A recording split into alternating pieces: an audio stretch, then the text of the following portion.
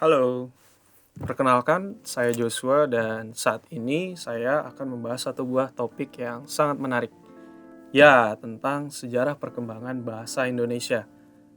Biar nggak penasaran, yuk kita langsung mulai aja. Oke, 3, 2, 1. Oke, sekarang kita masuk ke latar belakang bahasa. Bahasa merupakan suatu alat komunikasi yang digunakan seseorang kepada orang lain agar bisa mengetahui apa yang menjadi maksud dan tujuannya. Dan ada lagi nih, bahasa sebagai identitas yang tidak bisa lepas dari pengakuan manusia terhadap pemakaian bahasa dalam kehidupan bermasyarakat sehari-hari. Ya, dan untuk menjalankan tugas kemanusiaan, manusia hanya memiliki satu alat, yaitu bahasa. Hanya dengan bahasa, manusia dapat mengungkapkan segala sesuatu yang ada di benaknya. Berasal dari bahasa Sanskerta. Ya, di situ ada tulisan bahasa. Dan ini yang memiliki arti kapasitas khusus yang ada pada manusia guna menggunakan dan mendapatkan sistem komunikasi secara kompleks, serta sebuah bahasa merupakan contoh spesifik dari sistem itu. Berikutnya kita akan membahas bahasa menurut para ahli. Yang pertama ada Dr. Haji Sultan Harun Al-Rashid Zain dengan gelar Datuk Sinaro. Ya, jadi dia hidup mulai dari 1 Maret 1927 sampai 19 Oktober 2014. Yang adalah seorang dosen dan politikus Indonesia. Ia pernah menjabat Menteri Tenaga Kerja dan Transmigrasi pada Kabinet Pembangunan 3 dan selama 2 periode yaitu 1967 sampai 1977 memimpin sebagai Gubernur Sumatera Barat. Ia juga pernah menjabat Rektor Universitas Andalas di Padang. Dia dan teman-temannya merumuskan bahwa bahasa ialah struktur serta makna yang terbebas dari penggunanya sebagai sebuah tanda guna menyimpulkan maksud dan tujuannya. Dan yang berikutnya adalah tokoh yang bernama John McCarthy yang dijuluki Father of Artificial Intelligence. Ia mengabdikan dirinya untuk membuat mesin yang bisa mempermudah hidup manusia. Salah satu karya pertamanya ialah suatu teknologi yang bernama time sharing pada komputer yang merupakan suatu metode saat beragam pengguna dengan bermacam program bisa berinteraksi dengan CPU untuk memanfaatkan kekuatan secara berbarengan. Setelah dia membuat time sharing, berikutnya dia menciptakan satu teknologi yang bernama teknologi AI. Mengutip pemberitaan The New York Times, McCarthy pernah berujar bahwa menciptakan AI atau AI tak terlalu menyulitkan. AI hanya merupakan 1,8 Einstein dan 1/10 kekuatan Manhattan Project, lembaga penelitian eksis pada Perang Dunia Kedua. Guna membangun hal yang tak terlalu menyulitkan itu, McCarthy mendirikan 2 lembaga penelitian AI. Lembaga pertama ialah Stanford Artificial Intelligence Laboratory, lembaga penelitian AI yang didirikan McCarthy di awal dekade 1950-an. Lembaga kedua ialah MIT Artificial Intelligence Laboratory. Kelahiran istilah AI, pendirian 2 lembaga pertama AI, dan penciptaan bahasa pemrograman AI mendaulatkan diri McCarthy sebagai bapak dari teknologi AI. Dia katakan bahasa merupakan praktik yang sangat tepat untuk dapat mengembangkan kemampuan dalam berpikir. Ya, tadi kita sudah membahas tentang bahasa menurut para ahli. Berikutnya kita akan membahas tentang sejarah perkembangan bahasa Indonesia. Bahasa merupakan salah satu unsur identitas nasional. Bahasa dipahami sebagai sistem perlambangan yang secara arbiter dibentuk atas unsur-unsur bunyi ucapan manusia dan digunakan sebagai sarana berinteraksi manusia. Di Indonesia terdapat beragam bahasa daerah yang mewakili banyak suku-suku bangsa ataupun etnis. Setelah kemerdekaan, Bahasa Indonesia ditetapkan sebagai bahasa nasional. Bahasa Indonesia dahulu dikenal dengan bahasa Melayu yang merupakan bahasa penghubung antara etnis yang mendiami Kepulauan Nusantara. Selain menjadi bahasa penghubung antar suku-suku, bahasa Melayu juga menjadi bahasa transaksi perdagangan internasional di kawasan Kepulauan Nusantara yang digunakan oleh berbagai suku bangsa Indonesia dengan para pedagang asing. Tidak hanya secara fonetis dan morfologis, tetapi juga secara leksikal. Seperti diketahui, bahasa Jawa mempunyai beribu-ribu morfem leksikal dan bahkan beberapa yang bersifat gramatikal.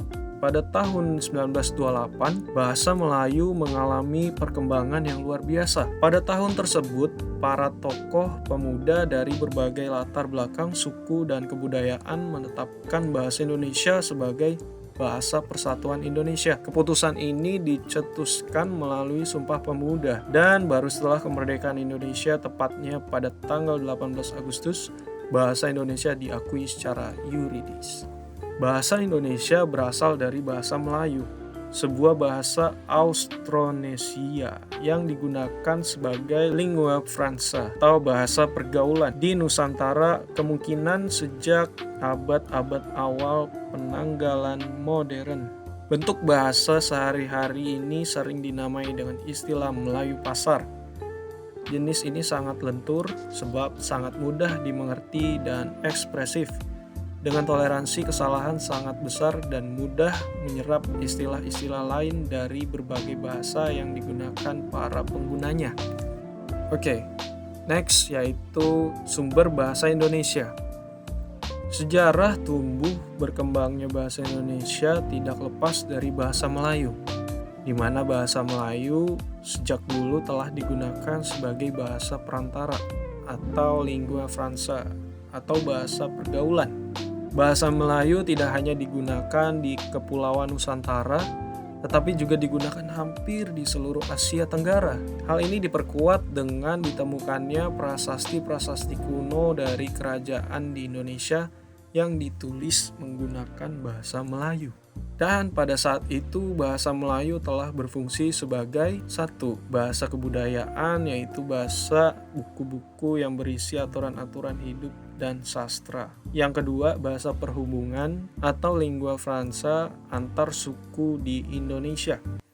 Dan yang ketiga, bahasa perdagangan baik bagi suku yang ada di Indonesia maupun pedagang yang berasal dari luar Indonesia. Dan yang keempat, bahasa resmi kerajaan. Jadi jelas bahwa bahasa Indonesia sumbernya adalah bahasa Melayu. Bahasa Indonesia secara resmi diakui sebagai bahasa nasional pada saat Sumpah Pemuda tanggal 28 Oktober 1928. Penggunaan bahasa Melayu sebagai bahasa nasional merupakan usulan dari Muhammad Yamin, seorang politikus, sastrawan, dan juga ahli sejarah. Dalam pidatonya pada Kongres Nasional kedua di Jakarta, Yamin mengatakan bahwa jika mengacu pada masa depan bahasa-bahasa yang ada di Indonesia dan kesusastraannya, hanya ada dua bahasa yang bisa diharapkan menjadi bahasa persatuan, yaitu bahasa Jawa dan Melayu. Tapi dari dua bahasa itu, bahasa Melayulah yang lambat laun akan menjadi bahasa pergaulan atau bahasa persatuan. Secara sosiologis, kita bisa mengatakan bahwa bahasa Indonesia resmi diakui pada Sumpah Pemuda tanggal 28 Oktober 1928. Hal ini juga disesuaikan dengan butir ketiga Ikrar Sumpah Pemuda, yaitu kami putra dan putri Indonesia menjunjung bahasa persatuan, bahasa Indonesia. Namun, secara yuridis, bahasa Indonesia diakui pada tanggal 18 Agustus 1945 atau setelah kemerdekaan Indonesia. Oke, selanjutnya kedudukan dan fungsi bahasa Indonesia. Yang pertama, bahasa Indonesia mempunyai dua kedudukan yang sangat penting, yaitu sebagai bahasa nasional. Ya, seperti yang tercantum dalam Ikrar Ketiga Sumpah Pemuda 1928 yang berbunyi, kami putra dan putri Indonesia menjunjung bahasa persatuan, bahasa Indonesia. Ini berarti Bahasa Indonesia berkedudukan sebagai bahasa nasional yang kedudukannya berada di atas bahasa-bahasa daerah. Selanjutnya, sebagai bahasa negara, tercantum dalam Undang-Undang Dasar 1945, Bab 40 Pasal 36, mengenai kedudukan bahasa Indonesia yang menyatakan bahwa bahasa negara ialah bahasa Indonesia. Berikutnya, fungsi bahasa Indonesia. Di dalam kedudukannya sebagai bahasa nasional, bahasa Indonesia berfungsi sebagai lambang kebangsaan, lambang identitas nasional, alat penghubung antar warga, antar daerah, dan antar budaya. Dan selanjutnya adalah alat yang memungkinkan penyatuan berbagai suku bangsa dengan latar belakang sosial, budaya, dan bahasa yang berbeda-beda ke dalam satu kesatuan kebangsaan yang bulat. Di dalam kedudukannya sebagai bahasa negara, bahasa Indonesia berfungsi sebagai bahasa resmi kenegaraan, bahasa pengantar di dalam dunia pendidikan, alat perhubungan pada tingkat nasional untuk kepentingan perencanaan dan pelaksanaan pembangunan, dan juga alat pengembangan kebudayaan, ilmu pengetahuan, dan teknologi.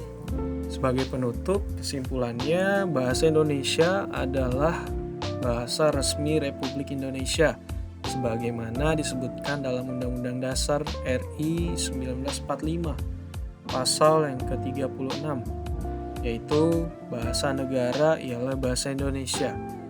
Sejarah bahasa Indonesia telah tumbuh dan berkembang sejak sekitar abad ke-7 dari bahasa Melayu yang sejak zaman dahulu sudah dipergunakan sebagai bahasa perhubungan atau lingua franca. Bukan hanya di Kepulauan Nusantara, melainkan juga hampir di seluruh Asia Tenggara.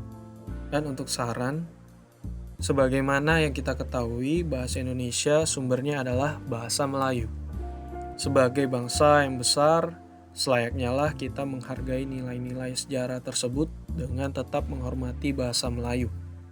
Di samping itu, alangkah baiknya apabila kita menggunakan bahasa Indonesia secara baik dan benar. Oke, demikian presentasi sejarah perkembangan bahasa Indonesia dari saya. Terima kasih.